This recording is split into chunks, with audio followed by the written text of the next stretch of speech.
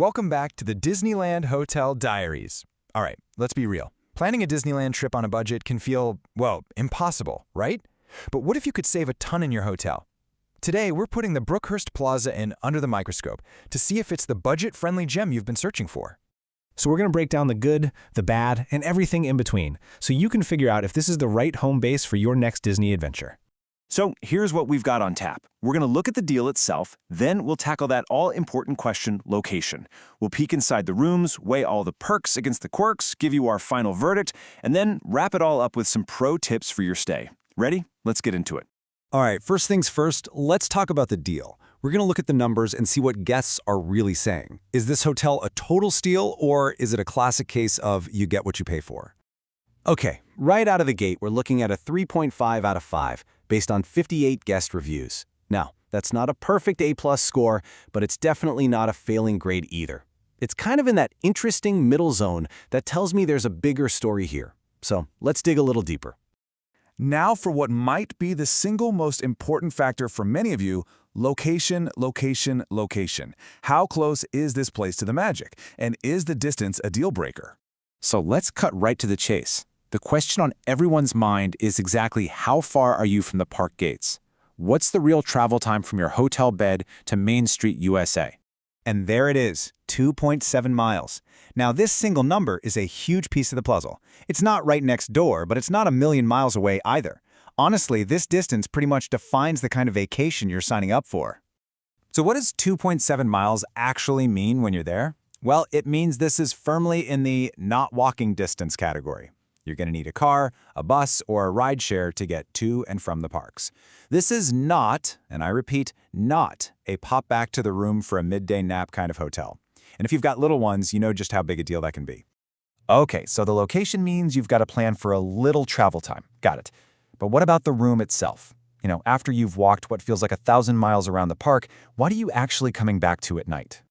I absolutely love this quote from a recent guest because it just hits the nail on the head. After a marathon day, all you really want is a clean space and a comfy bed, right? And listen to what Tom H. said. The room was huge. That's not a word you hear often with budget hotels. And giving the kids room to play, that's a massive win. So let's take a look inside. The rooms are pretty straightforward. Simple, clean.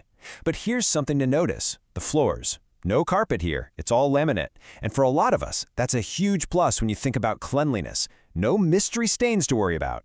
And here is another game changer for anyone trying to save a buck. The rooms have a microwave and a mini fridge. This is fantastic. You can store drinks and snacks, heat up leftovers. This little feature right here can seriously help you slash that food budget on your trip.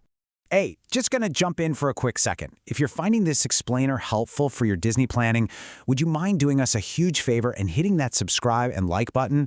It really helps us make more of these for you. Thanks a bunch. All right, it's time to get into the nitty-gritty and weigh the good against the not-so-good. You know, every hotel has its pros and cons, so let's lay them all out on the table for the Brookhurst Plaza Inn. Okay, let's break this down. In the perks column, free parking? Guys, in Anaheim, that's like finding a unicorn. It can save you $30 a day right there. We've got those great in-room amenities, and the service score is a pretty solid 3.9 out of 5. Plus, an In-N-Out burger nearby? That's a California essential. But then we look at the quirks. We've already talked about the distance. The cleanliness score is a 2.9, which is one of the hotel's lowest scores, and that's definitely something to be aware of. Guests also mentioned thin walls, which that laminate flooring can make worse, and some people have had issues with inconsistent hot water. These are the trade-offs we're talking about. You know, that 3.5-star average really doesn't tell the whole story, does it? Just look at this chart. This place is, well, it's polarizing. You've got a huge group of people, 34 guests, who said it was excellent or good. But then on the flip side, you have 17 guests who called it poor or terrible.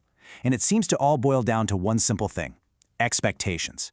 The people who loved it knew what they were getting, a cheap, clean base camp, and didn't mind the drive. The bad reviews, they often come from people who were caught off guard by the distance or the no-frills vibe. So, we've looked at the location, the rooms, the perks, the quirks, all of it. Let's bring it all home and answer the big question. What's the final verdict? Is the Brookhurst Plaza Inn the right choice for your trip? This hotel is going to be a perfect fit for you if you can check these 4 boxes. Number 1, you have a car. Number 2, you are on a seriously tight budget. Number 3, all you really need is a clean, safe place to crash at night. And number 4, you're a rope drop to fireworks kind of person who's going to be in the park all day anyway.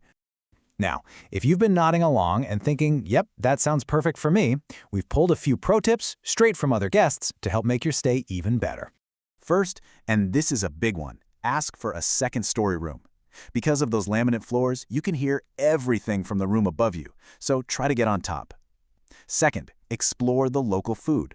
That In-N-Out is a must, but you're also super close to some amazing restaurants in the Little Arabia district. Third, just manage your expectations. People say the beds are firm and the shower might be more warm than scalding hot. And finally, just remember this is a no-frills joint. Pack your own little extras, like a bottle opener or some extra cups, just in case. So I guess it all comes down to this one question, doesn't it?